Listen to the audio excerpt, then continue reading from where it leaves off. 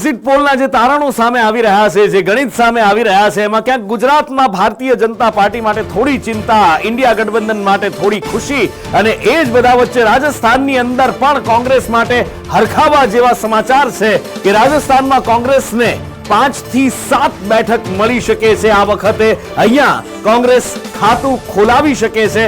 Exit poll પ્રમાણે કોંગ્રેસ માટે આ હરખાવાના સમાચાર છે કે અહીંયા પણ કોંગ્રેસ ખાતું ખોલી શકે છે। 5 થી 7 બેઠક કોંગ્રેસને મળી શકે છે।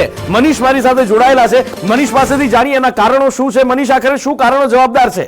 નુપુર, આ રાજસ્થાન છે કે જે અત્યાર સુધીની હવા, એના રણની હવા જે છે ભારતીય જનતા પાર્ટીની સાથે રહી હતી, પરંતુ લોકસભાની આ ચૂંટણીના જે પરિણામો છે, જે સર્વે જે કહી રહ્યા છે, એમાં આ વખતમાં મૂર્તિયાઓને લઈને ભાજપમાં જે રોષ હતો એ સૌથી મોટું કારણ છે। કારણ કે નરેન્દ્ર મોદીને રાજસ્થાનની જનતા કેટલો પ્રેમ કરે છે એ 2014ના પરિણામો બતાવે છે, 2019ના પરિણામો બતાવે છે। પરંતુ તેમ છતાં પણ શિવના જે ભારતીય જનતા પાર્ટીની સામે પડીને લડેલા વિધાનસભાના જે ઉમેદવાર હતા, આ વખતે જે ચૂંટણી લડી રહ્યા છે લોકસભાની, એની સાથે સાથે ગોવિંદ ડોડાસરા જે પ્રદેશના મોટા નેતા હતા ગેહલોતની સરકારમાં, એ પણ ચૂંટણીના મેદાનમાં છે। એ પણ એમનું સારો પકડ અત્યારે માનવામાં આવી રહી છે। અને સિરોહી બેઠક જે ગુજરાતના રાજસ્થાનને અડીને બોર્ડર પર આવેલી આ બેઠક છે, જ્યાં ગેહલોતનો દીકરો પણ લોકસભાની ચૂંટણી લડી રહ્યા છે। એટલે એવું માનવામાં આવી રહ્યું છે કે ત્યાં માળી ફેક્ટર સૌથી વધારે મજબૂત છે, અને જાતિગત ફેક્ટરોને ધ્યાનમાં રાખીને ખાસ કરીને ચહેરાઓ જે કોંગ્રેસની સરકારોમાં રહ્યા, અને એટલા જ માટે, અને બીજી બાજુ ભારતીય જનતા પાર્ટી નું એક 30 સેકન્ડની વાત છે કે જે વાત આ વખતે જે ચહેરાઓ બદલવાની વાત આવીને વસુંધરા રાજેનું જે ફેક્ટર રહ્યું, ક્ષત્રિય સમાજની નારાજગી રાજસ્થાનમાં પણ જોવા મળી છે, અને કદાચ આ જ કારણ છે કે જ્યાં કોંગ્રેસ અને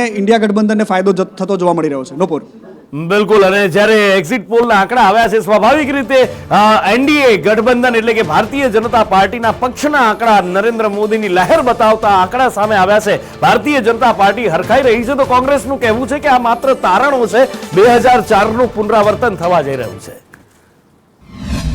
सभी एग्जिट पोलों में एनडीए और भाजपा को प्रचंड बहुमत दिखाया गया है, और ये एग्जिट पोल उस दिन और आगे बढ़ेंगे जिस दिन 4 जून को रिजल्ट आएगा, और जैसे जैसे मतगणना प्रारंभ होगी ये आगे बढ़ते जाएंगे।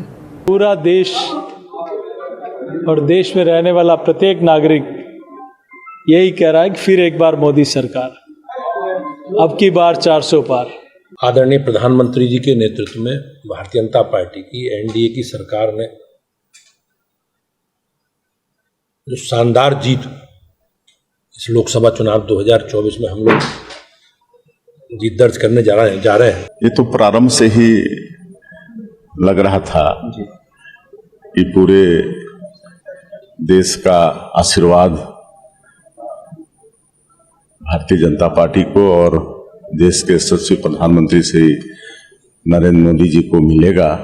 हम तो पहले ही कह रहे थे, और देश की जनता का भी यही नारा था कि 400 प्लस, और प्रधानमंत्री नरेंद्र मोदी जी के नेतृत्व के अंदर जिस तरह से देश के अंदर जो पिछले 2 कार्यकाल के अंदर काम हुआ है, और चाहे गरीब कल्याण की हो, चाहे इंफ्रास्ट्रक्चर को लेकर काम किया गया, इसलिए नरेंद्र मोदी जी के प्रति जनता का विश्वास ये स्पष्ट दर्शाता है कि एग्जिट पोल के अंदर भी जो 400 प्लस के आसपास आंकड़े दिखा रहे हैं। तो मैं यही कह सकता हूँ कि 400 प्लस के साथ भारतीय जनता पार्टी की सीटें आ रही है, और राजस्थान में 25 की 25 सीटें भारतीय जनता पार्टी जाएगी।